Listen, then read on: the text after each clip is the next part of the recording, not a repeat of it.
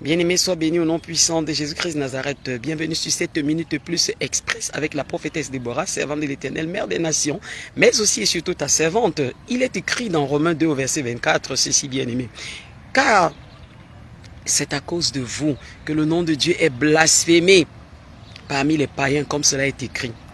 Bien-aimés, lorsque nous nous disons enfants de Dieu, partout où nous nous trouvons, nous devons nous comporter comme tels, parce que nous sommes la lumière du monde, le sel de la terre. Et lorsque nous ne faisons pas exactement comme le Seigneur attend de nous, et c'est un problème, ceux qui sont autour de nous vraiment sont scandalisés.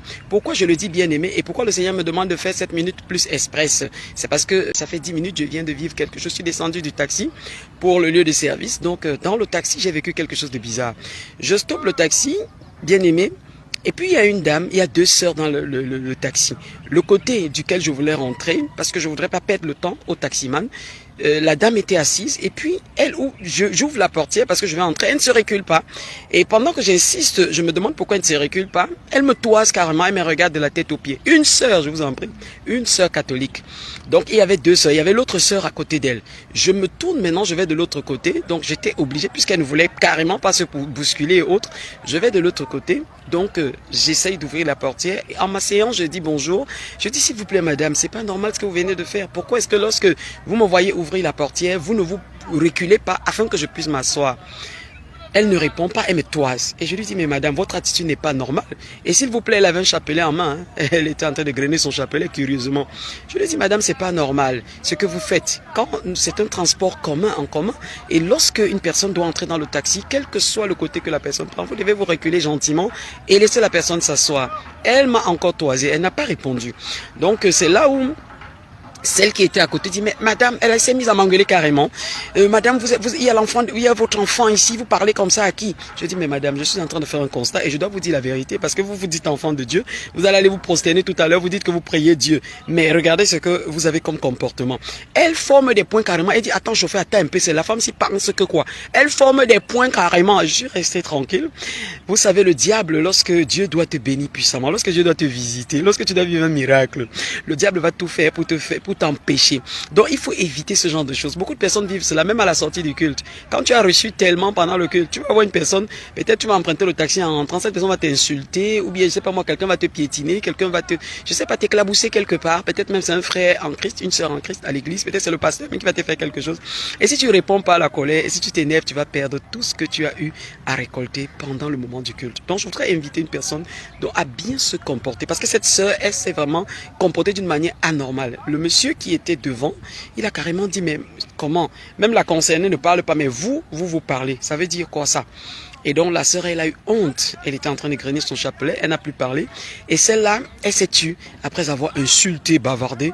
Bon, comme je lui ai dit, mais vous prétendez que vous priez Dieu, après vous allez aller vous prosterner. Mais regardez comment vous vous comportez dans un transport en commun, madame. Si vous voulez, n'est-ce pas, être à l'aise dans votre voiture, et vous n'avez qu'à acheter une voiture, vous n'empruntez pas le taxi, parce que le taxi, c'est pour tout le monde. Donc voilà, bien aimé, je bénis le Dieu de gloire. Je n'ai pas murmuré. Je n'ai pas dit, oh Seigneur, depuis que tu m'as fait donner ma voiture à quelqu'un, jusqu'aujourd'hui, je n'ai pas de voiture. Mais regarde ce que tu me fais vivre. Je n'ai pas murmuré, bien-aimé. Que quelqu'un ne te vole pas ta bénédiction au nom de Jésus-Christ de Nazareth. Je prie afin que tu sois vraiment la lumière du monde, le sel de la terre. Comme le Seigneur Jésus-Christ de Nazareth nous demande d'être, bien-aimé. Sois le sel du monde, la lumière de la terre. Et il faut la lumière du monde, le sel de la terre, voilà, je voudrais dire ainsi. En tout cas, les deux, c'est la même chose, hein. C'est pareil eux-mêmes. Voilà, tu ne peux pas te comporter de manière à impacter positivement les gens, alors ça ne vaut pas la peine. C'est la raison pour laquelle le Seigneur m'a demandé de faire cette minute plus. Que quelqu'un ne perde pas sa bénédiction quelque part, Dieu voit, et Dieu est en jugement avec son peuple. Tous ceux-là qui se disent enfants de Dieu, mais qui n'appliquent pas la parole, qui ne font pas ce qui doit se faire, ils frustrent les autres et ils amènent les autres à se décourager dans la parole. Imaginez-vous que ceux qui étaient devant nous, hein, et si c'était pas des enfants de Dieu, alors si peut-être je devais leur prêcher la parole après dans le taxi, ou même ces dames devaient leur parler encore du Seigneur, est-ce qu'ils croiraient? Non. Donc c'est le monsieur qui était devant qui a dit, mais madame, c'est pas normal, vous parlez pourquoi?